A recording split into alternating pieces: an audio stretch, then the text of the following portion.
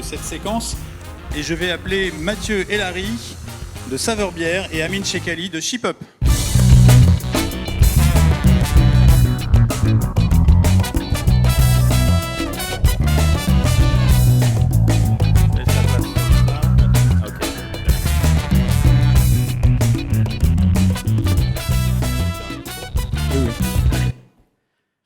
Alors, bonjour tout le monde.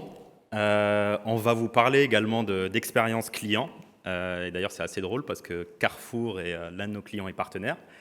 Donc, je confirme, Carrefour prête attention à l'expérience client. Et donc, on va vous parler de l'expérience post-achat comme clé de la fidélisation client pour nous Ship Up à travers le cas de Saveur Bière, qui est notre client également.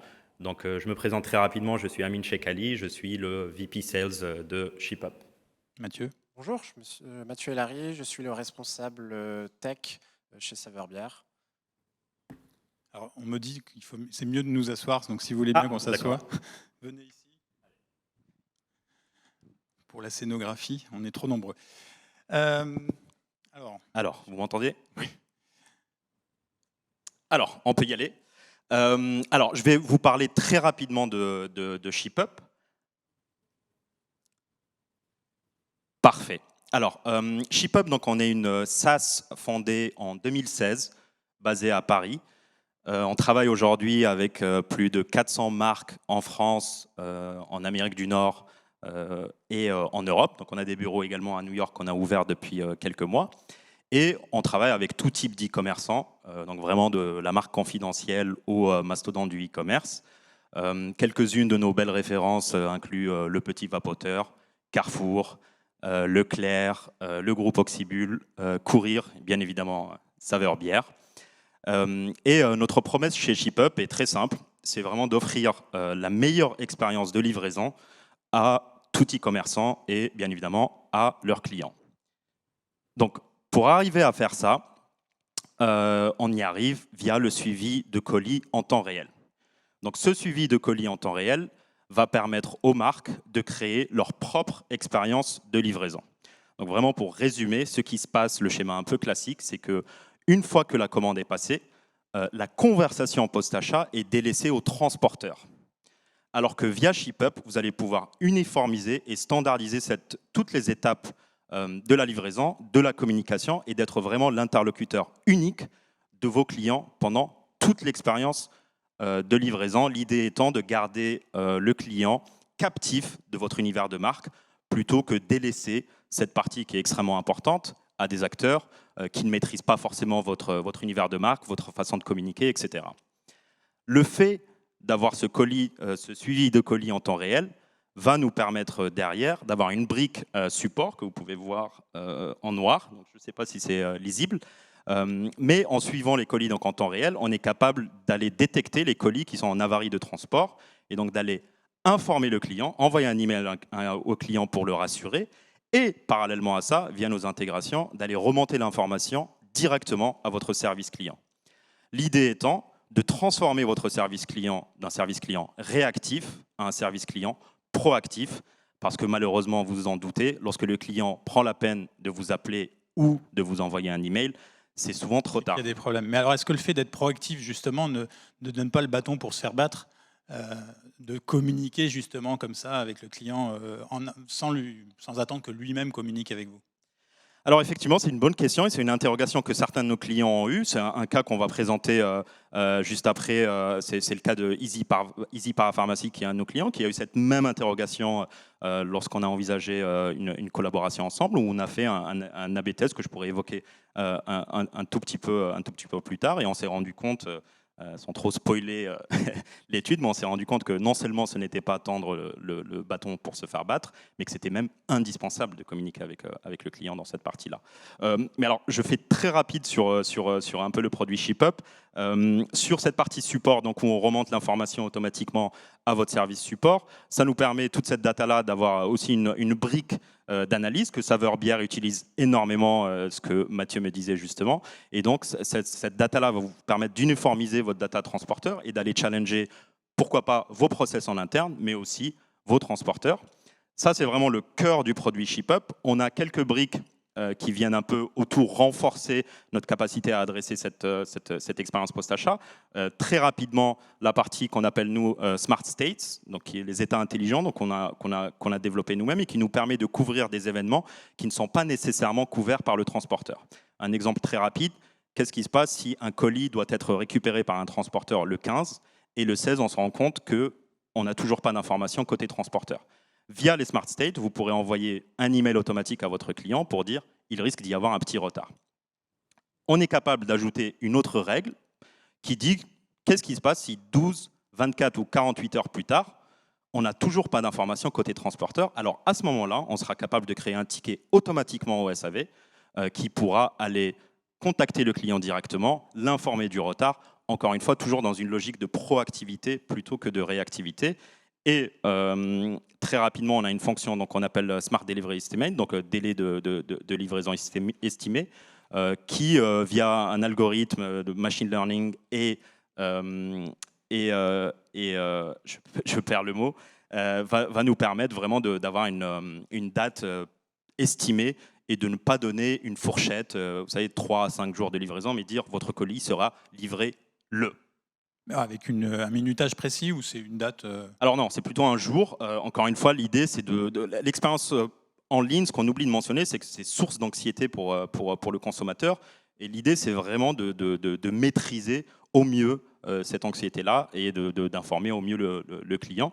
Et dernier produit qu'on a lancé il y a 2-3 mois maintenant, qui est le produit Feedback. Je ne vais pas en parler énormément parce que ça se rapproche énormément de ce qui a été annoncé juste avant. Mais dans l'idée, c'est assez similaire.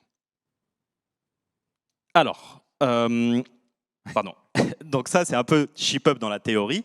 Maintenant, on va peut-être parler un peu plus pratique de ce qui a amené Saveur Bière à ShipUp et l'impact que ShipUp a pu avoir dans votre business, Mathieu.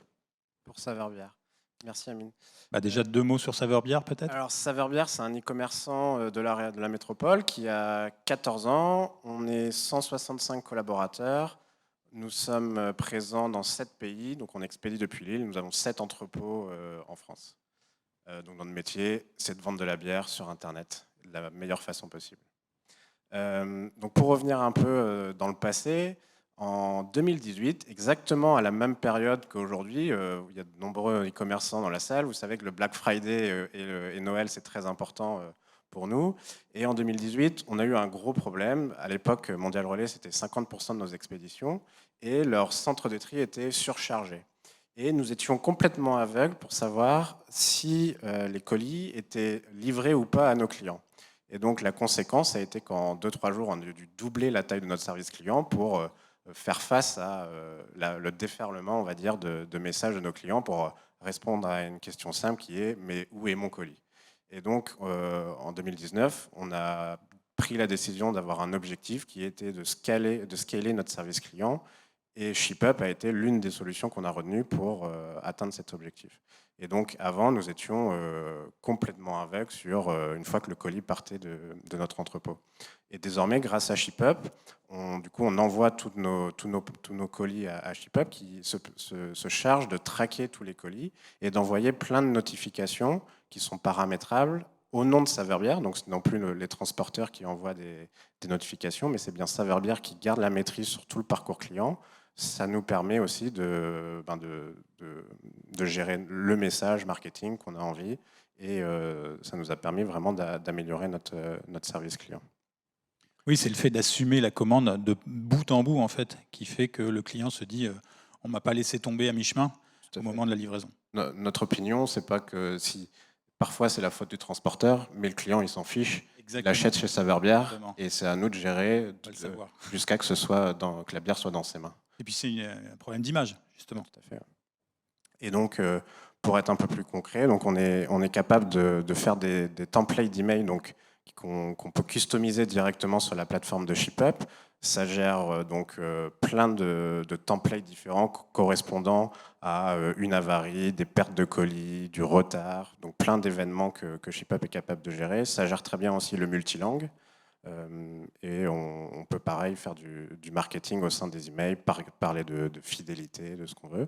Et une des deuxièmes fonctionnalités, c'est que au lieu que le client aille directement sur le site du transporteur, il est capable de revenir sur Serverbia, donc il est plus captif. Et ShipUp donne une technologie qui permet de créer sa propre page de tracking avec une timeline de livraison et toutes les infos liées aux différentes avaries. Et donc tout ça nous a permis un peu d'améliorer notre service client. Et concrètement, on a gagné 20 points de NPS, on en parlait juste avant, entre 2018 et maintenant. Une des autres métriques, c'est qu'on a divisé par 2 le nombre d'occurrences de, grosso modo, où est mon colis. Et alors, ce qui est pas mal aussi, c'est que, Amine en parlait, ShipUp, au-delà des 2 fonctionnalités qu'on vous a présentées, agrège beaucoup de données qu'on peut nous récupérer en tant qu'e-commerçant et créer finalement nous-mêmes de nouvelles fonctionnalités. Et une façon dont on a utilisé la donnée de ShipUp, c'est d'essayer de comprendre combien de colis on avait qui étaient endommagés et de se retourner auprès du transporteur pour demander d'un remboursement. Et on est capable du coup d'avoir des remboursements et finalement, c'est les transporteurs qui couvrent une partie du prix de la solution de ShipUp. Donc c'est assez intéressant. Alors, vous êtes un pure player. Vous avez choisi finalement d'utiliser une solution externe. Vous auriez peut-être pu développer la solution vous-même. Pourquoi est-ce que vous avez choisi ShipUp plutôt que de développer vous-même? Alors, il se trouve qu'on l'a fait et que ça n'a pas marché. D'accord. Donc, on a essayé de le faire, si ma mémoire est bonne, en fin 2017. Je dirais que si vous avez qu'un transporteur, c'est probablement faisable. Par contre, dès que vous avez plusieurs transporteurs, vous avez des technologies qui sont parfois vieillissantes chez les transporteurs. C'est très compliqué d'avoir le même niveau de maturité sur le produit avec toutes les fonctionnalités qu'a désormais ShipUp.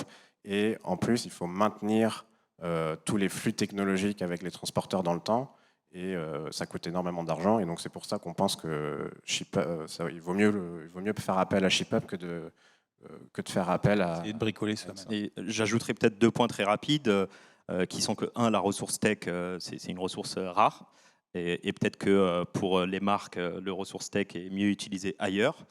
Et l'autre point, c'est pas nécessairement juste de développer la solution, mais c'est aussi de l'entretenir et de la maintenir. Qu'est-ce qui se passe s'il y a des changements de branchement entre guillemets au niveau des transporteurs existants? Qu'est-ce qui se passe si vous intégrez un nouveau transporteur? C'est aussi du travail en plus. C'est pour ça que finalement, Serverbia. Sans parler des évolutions fonctionnelles que vous allez apporter à la techno. Exactement, exactement. Alors, notre temps arrive presque à son terme. Moi, j'aimerais poser question à Serverbia sur les bénéfices finalement. Qui, dans l'entreprise, bénéficie le plus de ShipUp? Qui est-ce que ça impacte le plus? On a finalement 3 usagers de la solution. Le premier, c'est bien évidemment le service client, donc il va recevoir une copie des mêmes notifications que reçoit le client, ce qui permet du coup de pouvoir être proactif. Amine en parlait tout à l'heure. Donc on reçoit la notification comme quoi le colis est en retard, endommagé avant le client, et donc comme ça on peut le contacter et faire le nécessaire, renvoyer même la commande parfois avant même que le client s'en rende compte. Donc là on fait bonne figure aussi par rapport à notre client. Ensuite on a la tech. Donc on est capable de récupérer beaucoup de données de la part de ShipUp et de construire nous-mêmes des nouvelles fonctionnalités. Donc par données, c'est tous les événements de tous les transporteurs qu'on peut agréger de notre côté. Et le marketing peut aussi intervenir puisque au sein des emails et de la page de tracking, on peut venir parler d'opérations commerciales, de fidélité. Donc on imagine qu'un KPI important de la mise en place de ShipUp, c'est la réduction du temps passé au téléphone avec des clients qui réclament, puisqu'on anticipe ces réclamations. Tout à fait. Et plus généralement, alors j'y vais très rapidement, je vois qu'il nous reste un peu moins d'une minute, mais un cas client pertinent pour cette question, c'est le cas de Cheers, qui a pu justement réduire la proportion de tickets SAV liés à la livraison de 64 à 29%. Là aussi, c'est un peu dans la même logique que l'équipe tech dont on parlait tout à l'heure. Avoir votre équipe support qui passe son temps à répondre à ce qu'on appelle, nous, les Wizmo, donc où est ma commande, avoir cette équipe-là passer son temps à répondre à ces tickets-là n'apporte pas réellement de valeur. Nous, on est capable de les décharger de cette charge de travail-là pour aller se focus sur des points qui apportent réellement de la valeur aux clients.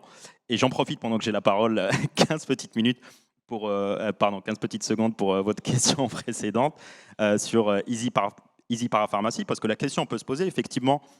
si je communique de manière un peu trop proactive avec mes clients, est-ce que je ne suis pas en train de tendre le bâton, comme vous disiez, Michel?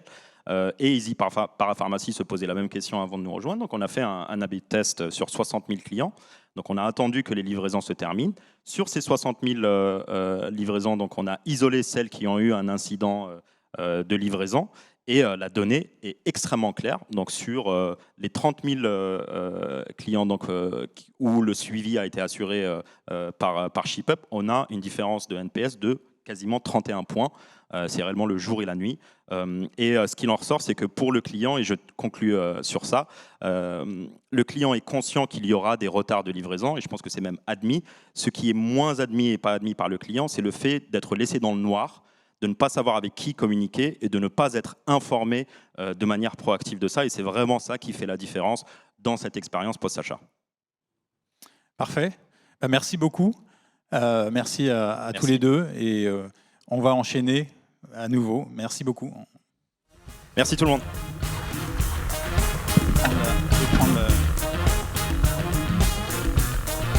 Alors...